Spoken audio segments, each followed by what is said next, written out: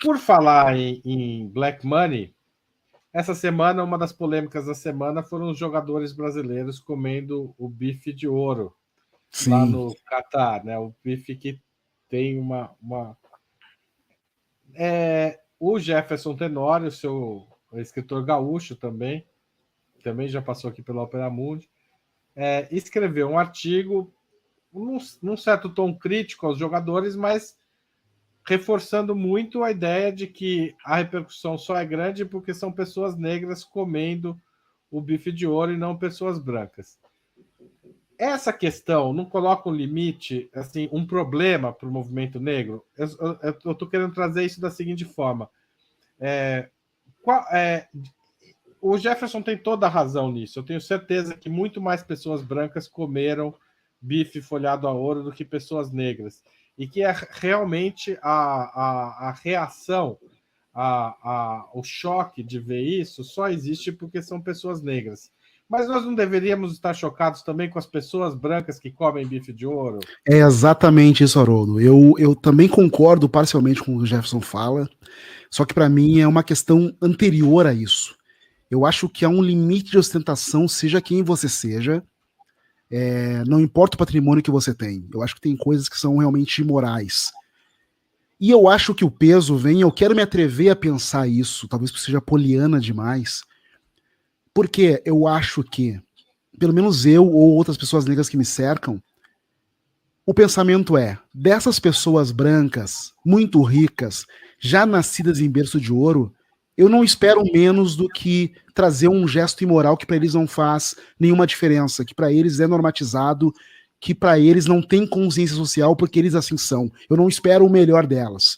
Agora eu quero me atrever a esperar o melhor de uma pessoa que veio da periferia, que passou necessidade e que precisa, a meu ver, precisa ter um olhar realmente abrangente para aqueles que continuam lá, para saber de onde ele veio e saber o que ele pode oferecer com aqueles 9 mil reais que ele está pagando por um pedaço de carne folhada a ouro. Eu acho que há certos limites de ostentação que são indecorosos, que não deveriam ser possíveis de serem feitos assim, e que as pessoas estão repetindo. Por isso que eu acho, quero me atrever a achar, ainda que realmente a gente saiba que pessoas brancas que já realizaram isso foram menos achacadas, mas eu quero achar muito que essa reação vem de uma falta de consciência social que eu quero esperar e desejaria que essas pessoas negras tivessem mais do que aquelas pessoas brancas tão bem nascidas. Para elas aquilo é muito normatizado. O que se faz é querer que essas pessoas brancas tenham consciência social, só que para essas pessoas negras periféricas que cresceram na pobreza e que sabem e tem muitos parentes ainda lá, para mim deveria ser mais consciente esse olhar deles sobre a indecorosidade desse ato.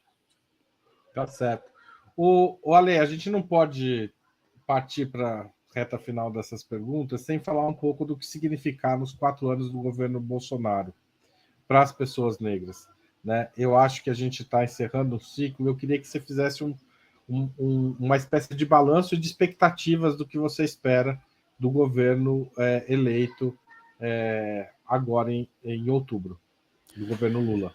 Terceiro Cara, governo os Lula. 4 anos de governo Bolsonaro foram anos de retrocesso absoluto, foram anos que se abriram portas para todos os preconceitos possíveis, porque o presidente então eleito, o presidente que cumpriu esses 4 anos de mandato, foi a pessoa mais ignorante, mais preconceituosa, mais desfeita de qualquer conhecimento histórico e cultural, desfeito de consciência social, de humanidade, e que, portanto, dava permissão para que o pior de cada ser humano viesse à tona.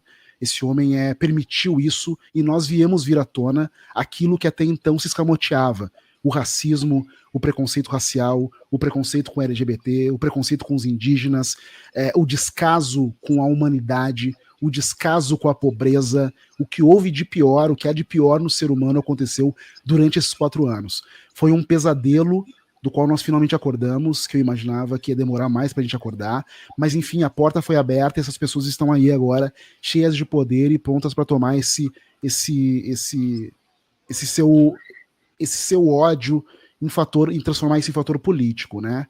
O Lula, ao contrário disso, é alguém que realmente trouxe muito avanço para as pessoas pobres, para as pessoas negras e periféricas, e é uma grande felicidade ver que ele toma o poder novamente E eu pessoalmente, que estava realmente muito pessimista, vivendo quase num automatismo, fazendo da minha parte, entendendo que eu deveria muito conectar com a iniciativa privada para que alguns movimentos sociais acontecessem, se foi uma busca minha, me tornar relevante, conectar com marcas e iniciativa privada para fazer alguns projetos sociais acontecerem, agora posso me tornar um cara um pouquinho mais otimista, porque o Lula está presente, um cara com uma consciência, um cara com uma origem muito humilde, com programas sociais que realmente diferenciaram e fizeram com que o negro e o pobre pudessem avançar socialmente. E eu espero a retomada disso agora, a retomada de uma produção cultural, de um olhar para a cultura brasileira, que é muito rica, para o turismo, que também foi abandonado de maneira extremamente imbecil no governo anterior, para a exploração do país como a riqueza que ela é em vários aspectos, para que realmente seja um país que gere muita renda e coloque as pessoas nos lugares certos, os empregos corretos, e que façam que a educação possa voltar ao prumo, possa ser aquele olhar prioritário para as pessoas aqui e para o pobre realmente, que é esse que precisa ter ascensão e precisa ter os benefícios necessários para poder ter uma vida digna. E agora eu estou muito otimista em relação a isso, porque eu confio muito no projeto social e no projeto político do Lula. Você viveu os anos Lula no início da sua carreira, tanto de escritor quanto de publicitário. Isso você sentia no dia a dia, essas mudanças acontecendo? Como é que era? Ou teve um momento mais para frente que caiu essa ficha? Não, sentia no dia a dia, cara, porque realmente, principalmente a questão das cotas universitárias. Isso fez com que vários colegas meus, várias pessoas que eram amigos meus de periferia, pudessem ascender, pudessem estar numa universidade, pudessem estar cursando, ter um ensino superior. Eu via realmente a diferença que fazia esses benefícios que ele trazia ali. Eu via um entendimento até de pessoas que não eram pessoas periféricas e pobres, mas eram pessoas interessadas numa luta social, numa luta antirracista, entender e querer se aprofundar mais em conhecer o Brasil real que ele é.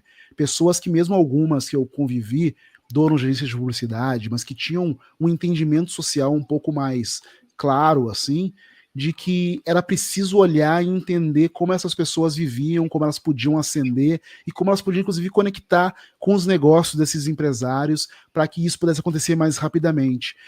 Eu acho que um governo não é só o que ele faz na prática, mas é a ideia conceitual que ele apresenta. É como ele se mostra para o mundo, é a visibilidade que ele dá para quem importa. É mostrar e contar as histórias que durante esses 4 anos foram escondidas, porque ele disse, né, que não há fome, que a pobreza é menor do que a gente imagina. Isso é uma narrativa que foi sendo trazida por Bolsonaro e uma narrativa que nunca esteve na história do Lula, porque desde então ele sempre falou, ele foi uma pessoa que passou fome, uma pessoa que veio do sertão, uma pessoa que teve dificuldade para crescer e para ascender profissionalmente. Então esse seu histórico de vida, ele, na maioria das vezes, de maneira benéfica, se retrata na pessoa que você se torna. Felizmente, a do Lula se retratou dessa maneira mais incrível possível, assim, se tornar o político que ele é, que é um político que eu admiro incrivelmente, e que tem essa consciência de que é preciso fazer com que as pessoas mais pobres, de origem mais humilde, possam ter caminhos e formas de viver dignamente, de ter acesso àquilo que a Constituição nos prega, de ter acesso à educação, à saúde, à segurança, ao lazer, sabe? Viver digno é isso que nós queremos, e ter um presidente que tem um olhar cujo foco é para isso, isso me faz crer mais na humanidade, porque a minha descrença em relação à humanidade estava lá embaixo por causa desses 4 anos, desse ser ignóbil, né, que estava no poder.